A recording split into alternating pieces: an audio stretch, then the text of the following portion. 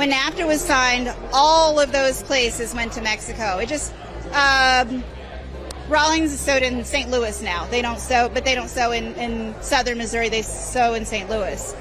But all those factory jobs went away, and they're not coming back, but they haven't done anything, especially for middle-class people in Rust Belt towns. Hey, it's Jordan. I am in Flint, Michigan, East Palestine, Ohio, Tumwa, Iowa. Please support the only independent outlet on the ground covering what the corporate media covers up. They've been here basically 20, 30 years. Yeah. Tell me about, because obviously 2016 went to Trump, 2020 Biden. The things that bothered me about Missouri, and one of the reasons why I'm unsure if I could ever go back there, is people that I've known my entire life, people that held me as a baby, have become comfortable with displaying Nazi or fascist things and suggest that I should be open-minded about that. I mean, I have a mixed-race child.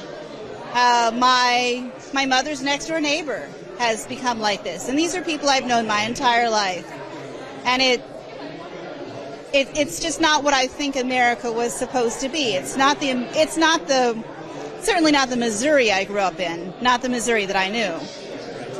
So basically, they become more radicalized in the Trump years, from what you've seen.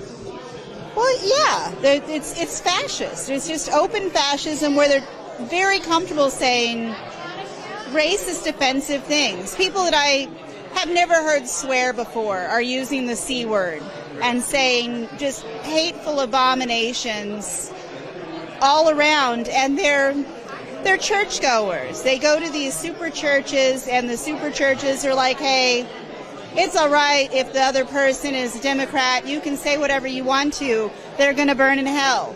And it's openly discussed just like that. And I don't think that's Christian behavior. I don't think it's acceptable behavior. As a person of faith, I'm appalled that someone would behave that way. But, they're not members of conferences. Like Baptists have a conference and they have a group and they talk about what's... You feel like this kind of extremism or evolution was accelerated since Trump came into the picture? Yes, absolutely. It's cults of personality. These super churches have like one or two families that control the entire thing. They make millions and millions and millions of dollars, and they kind of wash that through the Republican Party because it's just a way that they can separate themselves. And it's not kind. It doesn't value other people. It's not loving. And it's not the religious community I grew up in that was kind and helpful. And I'm not saying that that's all people like that. I mean, Convoy of Faith, which comes right out of my hometown of Springfield, Missouri, was in North Carolina within 24 hours providing relief efforts. They're very kind, wonderful people. But then there's 10 other big religious organizations in that area that are doing work that it smacks of the Nazi Party. This is terrifying. And what did you think of Trump's rally at Madison Square Garden? Because a lot of people compared that to this has echoes of 1939 and this and that. Obviously, you had the comedian who called Puerto Rico like a garbage floating island. There was other hateful things said. What did you think of that? It was disgusting. It's not like it's shocking because he says things like that all the time. He seems to be very comfortable calling anybody garbage or saying any nasty thing to any person. And then after that, he did the weird thing with the microphone and 100 other things. I can't believe evangelicals would stand behind someone who would behave that way. But they are. And it's just baffling that they would accept that and they would promote it. Were you more, because I talked to different people, so, we've been in Pennsylvania, we also went to Michigan and Wisconsin, and a lot of folks, it's kind of like 2020, like, we don't love Biden, but we got to get rid of Trump. How do you feel about Kamala? Is it more you want to get rid of Trump, or you actually, feel she could be good? Trump absolutely has to go. He just has to go. Kamala is, I warmed to her. Like when it was clear that Biden was not able to continue, then I was, and they put her in front. It was what it was. I don't know if I would have chosen her, but I don't know who else I would have chosen. So I'm not sure. I have really warmed to her. I like what she says about bringing back joy, about bringing unity, about putting Republicans in her cabinet, about trying to support everyone, especially middle class and lower class people that are struggling to survive, bringing down grocery prices, all of that. When NAFTA was signed, all of those places went to Mexico. It just, Rawlings is sewed in St. Louis now. They don't sew in southern Missouri. They sew in St. Louis. But all those factory jobs went away, and they're not coming back, but they haven't done anything, especially for middle-class people in Rust Belt towns. And those towns were... When you say they haven't, you mean both parties? Both parties. And I think that's how Trump got in with everybody. He was willing to go and talk to people when Hillary didn't. I can tell you, I went around to the rallies in 2016. Trump had everyone at NAFTA. I remember at these rallies when he was crapping on NAFTA, even though I think his new NAFTA is just as bad as the original. I mean, they latched onto it because, what are you going to do if all your jobs are sent overseas?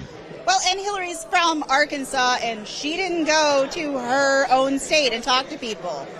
Talk to people that, had lost their jobs because of NAFTA. She didn't go there. She didn't go to Missouri. She didn't go to any state. She didn't go to Wisconsin? Yeah, she didn't go to Wisconsin. That's ridiculous. And she is a small town person. She is from those kind of places. She has to understand what kind of a situation she put people in. And the next trade that came up that saved people's homes and businesses was the drug trade. People grow pot, they make meth. I mean, not lots, not everybody, but people in rural communities, many people turn to the drug trade as a way to save their family farms, as a way to make a living. And that was foisted on them. They were good people. They wouldn't have made those choices if they had other choices to make. And now it's systemic. It's in all of those places, and they're not doing something for people, and those communities continue to struggle. And they were once very upwardly mobile middle-class communities, and now they're not.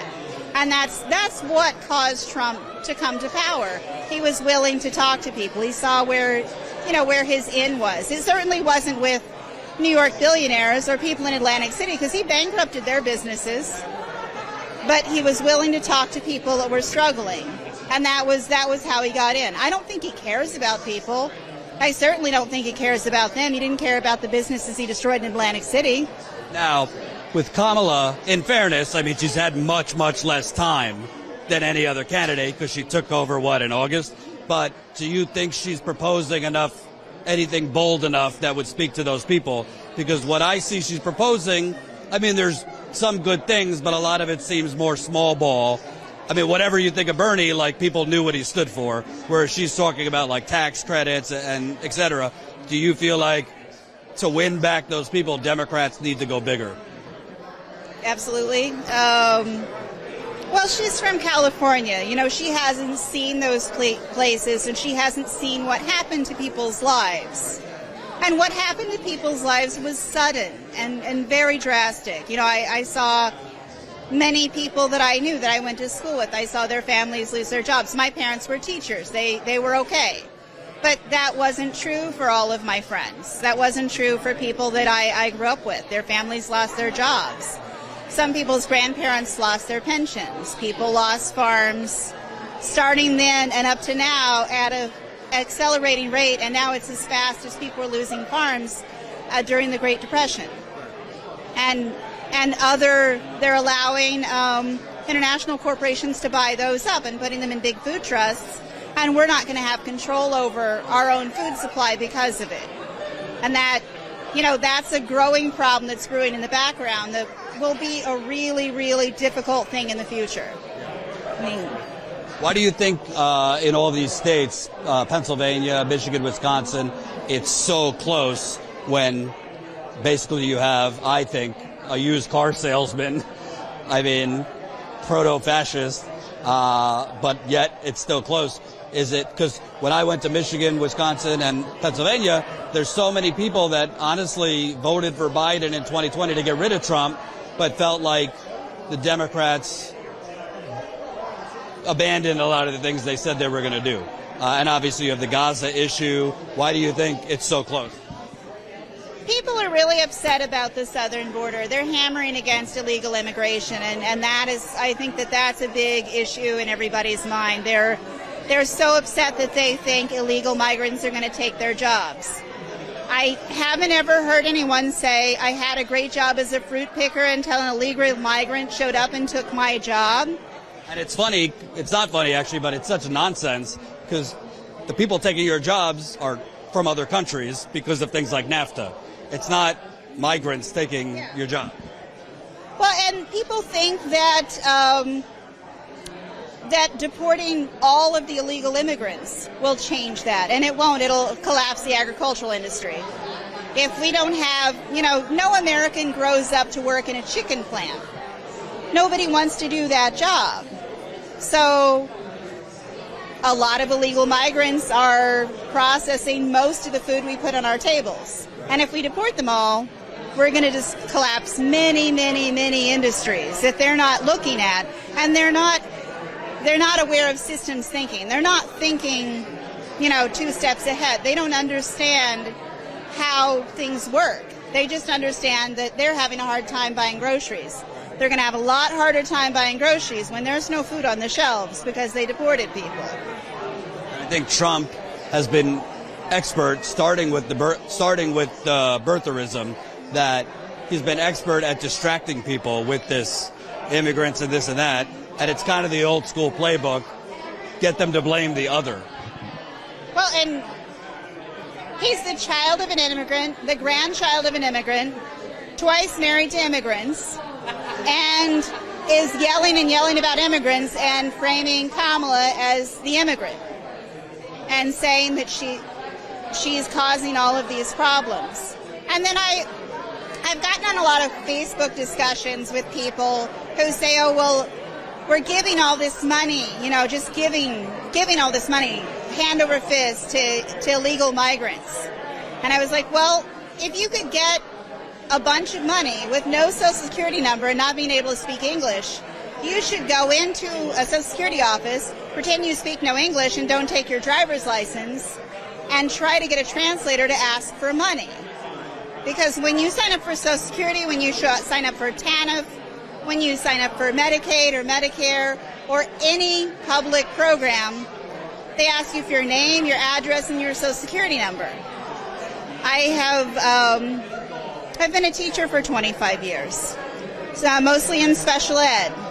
And for a while I traveled around the country and I helped train teachers.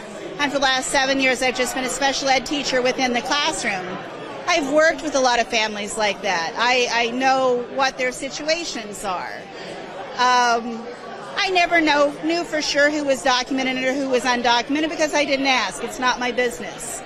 But I saw those communities, I saw how hard they worked. They will go into a place where it's mostly abandoned, where no one will open a store, and they'll make a grocery store. And then a restaurant will come, and then 3 more restaurants will come. And then more people will come, and soon that community is thriving. You can see whole sections of North Philly that were once almost unlivable, that are full of people that just came and they built these businesses, they pay taxes, they're nice people. They were incredibly good to me in ways that other students in other places were not. They brought me food on my birthday. They were grateful to be in school. They tried hard. I worked with SAS programs during No Child Left Behind. They made schools reorganize, and I was part of that effort. And in Northeast Philadelphia, I worked with Arab communities. There's a whole section where there are a lot of refugees, and they all live near each other. And the Middle Eastern families were really nice to me. They were hospitable. They would greet me at the door with orange juice. They would be grateful that I was coming to work with their child to make sure their children were on level. And they were and they were documented. The majority of them were here legally. Again, I don't know. That's not a question on my page. I was just there to read with their kid or help them do some math. They were so grateful to be here, and they bought up storefronts that were being abandoned in that whole corridor. And now if you go there, you can get the most amazing food. So it sounds like they were adding to the country. They were doing jobs that Americans wouldn't, and they were living in places that no one wanted to live anymore. And it was really interesting to watch those communities change. And let me ask you, if Trump wins, you mentioned the Arab American community. Do you think that Biden, and obviously Harris is sticking with Biden on Gaza, do you think that would be one of the main reasons she lost? Because I saw in Michigan, they've lost a lot of support among young voters and obviously Arab American voters. It's a sticky situation, and they're very upset, and it's understandably so. And I have Jewish in-laws, and they're incredibly kind people. And I have close friends who have lost family members that are Jewish, that have lost family members in that area. And I've taught with Palestinian teachers. Again, in the school that I worked at in North Philly, 3 teachers that I work with were Palestinian, and they were wonderful people. And I don't know. There's so much hurt on every side, and I understand. They've lost their homes, they've lost their businesses. Some of them have lost the majority of their family, where there's only 1 or 2 members of their family left. There's nothing even to go back to in Gaza. There's nothing to go back to. I have no idea. But I have no idea how to solve that crisis. But, I think her not offering more did hurt her. My last question to you, obviously this seems to be more of like a Democratic supporter, but, polls have shown 58% of Americans think there should be a third party. People are interested in more options. Do you feel like whatever the result is today, we seem to keep getting these choices that people call like lesser of two evils? Do you think there needs to be more organizing for, a third party? Maybe Jill Stein or whomever is not your thing, but do you think there should be more? You think there should be more organizing for independent parties so that we don't have this duopoly? I would like there to be more choices. I would like to see less money spent on political ads. I would like a lot less of that in every way, because I see that all of that money and all of that work can be fueled into other parts of the economy, and we could really heal ourselves from the inside. But how to make that change, I don't know. I really think that they need to put it back to, they need to break up the super PACs. It needs to be back to just people, that businesses and corporations should not be able to control so much of this. Yeah, they say that the election overall might have been $5 to $10 billion spent between both parties. Yeah, imagine that used to buy back our farms from other countries.